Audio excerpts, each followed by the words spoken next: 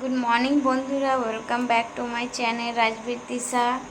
কেমন আছো তোমরা সবাই? আশা করি তোমরা সবাই খুব ভালো আছো, আমিও খুব ভালো আছি।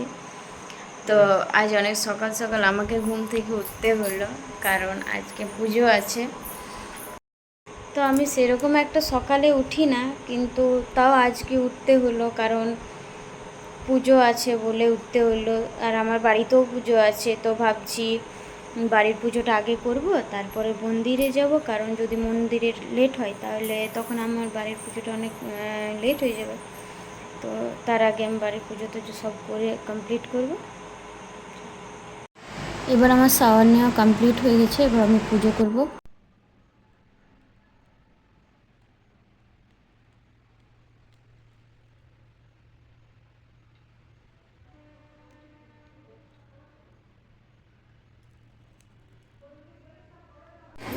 তো এবার আমরা বেরিয়ে পড়েছি, তো চলো।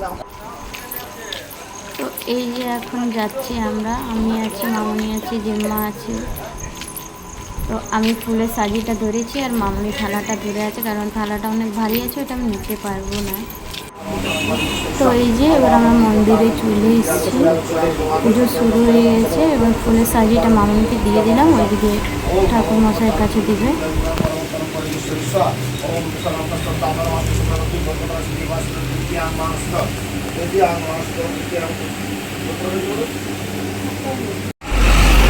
পুজো কমপ্লিট হয়ে গেল, এবার আমরা বাড়ি যাচ্ছি।